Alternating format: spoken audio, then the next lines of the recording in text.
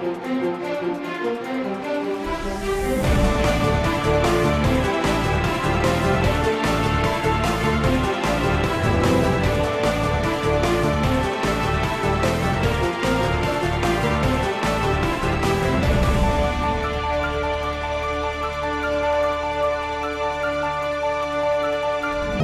Tuesday, September 17th. I'm Paul Joseph Watson. This is InfoWars Nightly News. Tonight, another tragedy fueled by mass murder-suicide pills. Mass shootings are hyped up to sell the public on panic, but the numbers show that mass shootings are actually down. Benghazi Gate heats up when a CIA employee refuses to be gagged. And yes, we can arm terrorists. Obama signs an order so he can transfer al-Qaeda weapons. All this and more tonight on the InfoWars Nightly News. Top story tonight: was Navy Yard killer on antidepressant meds? Several indications suggest that the Navy Yard killer, Aaron Alexis, may have been taking psychiatric drugs, bringing into focus once again the clear connection between antidepressants and mass shootings. The Associated Press reports that Alexis, quote, had been treated since August by the Veterans Administration for his mental problems, which included paranoia, sleep disorder, and hearing voices in his head. Now, we also know that Alexis had problems with post-traumatic stress disorder, the most common treatment for which is the SSRI drug paroxetine. Now, paroxetine is listed as the #3 top violence-causing drug by the Institute for Safe Medication Practices. We also know that Alexis suffered blackouts during these fits of rage that have emerged in the news, where he couldn't remember the incident afterwards, which again is another classic side effect of psychiatric drugs.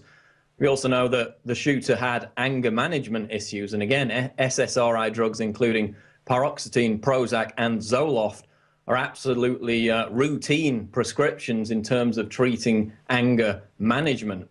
So, whereas it's not been completely confirmed, everything suggests that he was on these meds. Now, it took 9 months to confirm that James Holmes, the Batman shooter, was on Zoloft, which of course was the same drug that Eric Harris was on before Columbine. And that's because the mainstream media habitually fails to pursue this angle. They don't want to concentrate on SSRI drugs, mainly because the corporate news networks receive millions of dollars a year in advertising from the very pharmaceutical giants involved in producing those drugs. They don't want to bite the hand that feeds them. But now it's coming clear that Alexis, this mass shooter, was on this medication. It's yet to be confirmed, but again, 90% of school shooters were on these drugs. Dozens of cases in massacres over the last 25 years of these shooters being on drugs. More and more Americans are taking SSRIs every year. There's no real pushback against it, specifically because after every mass shooting, the media lies by omission by failing to make the clear connection between violence, mass shootings, and psychiatric drugs, and that connection has emerged once again. Mass shootings fuel fear, account for fraction of murders. This is a report out of Bloomberg.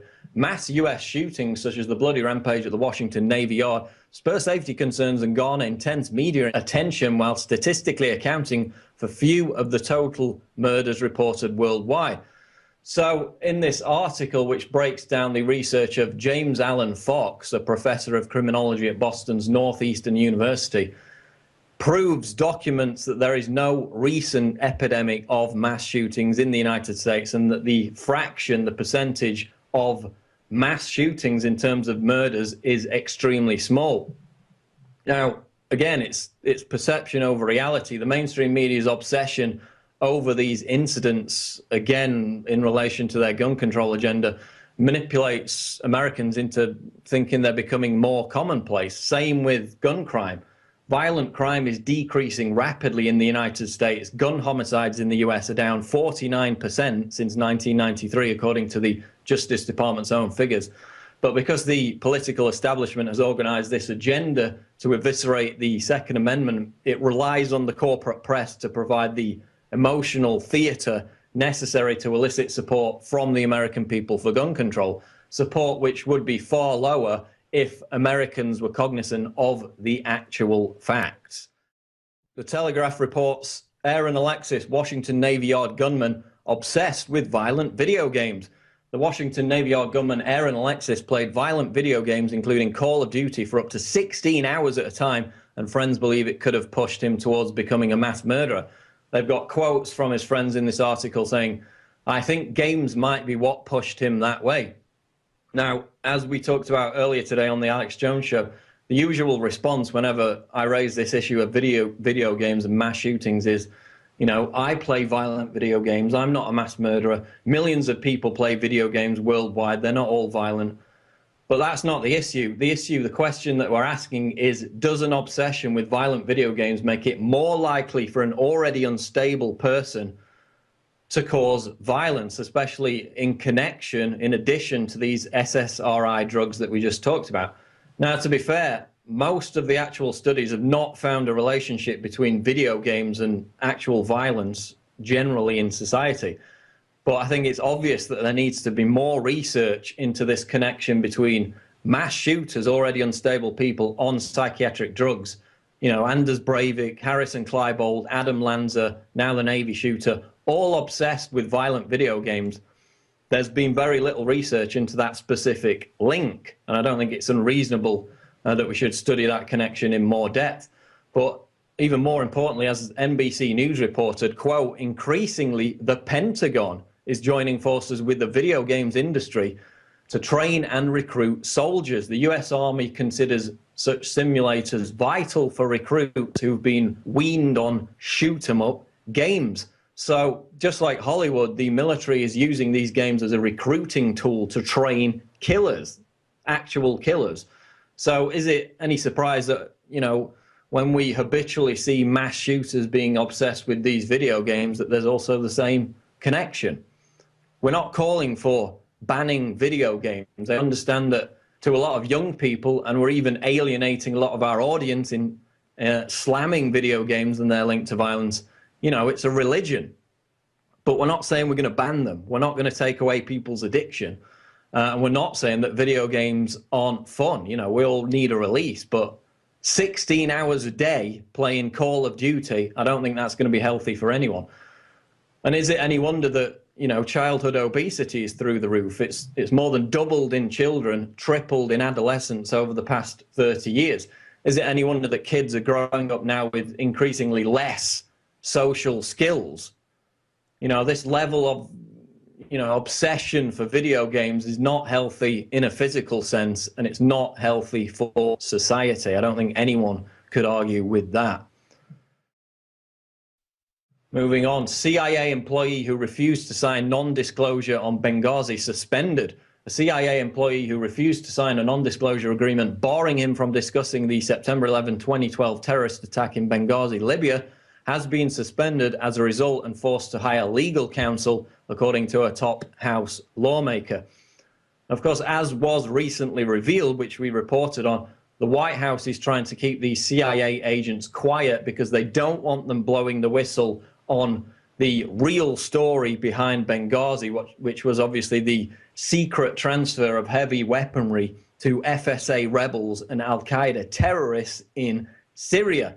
So we're being told by the Obama administration to believe them on intelligence that proves Assad was behind a chemical weapons attack in Syria, simply because, as John Kerry said, we know, while the administration simultaneously blocks CIA agents in Benghazi from telling the truth about weapons transfers to Syria by subjecting them to these forced polygraph tests on a routine basis.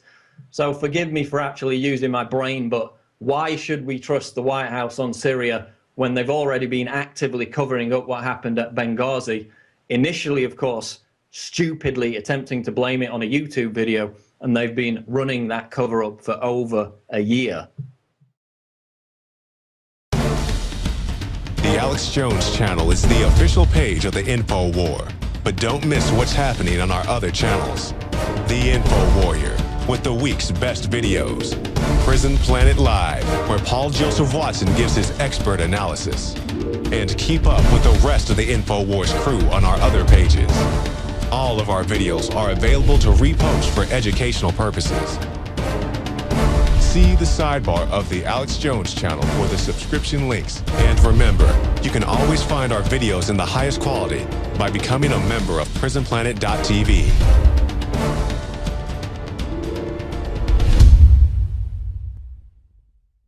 September 17th, I'm Paul Joseph Watson. This is InfoWars Nightly News. Tonight, another tragedy fueled by mass murder-suicide pills. Mass shootings are hyped up to sell the public on panic, but the numbers show that mass shootings are actually down. Benghazi Gate heats up when a CIA employee refuses to be gagged.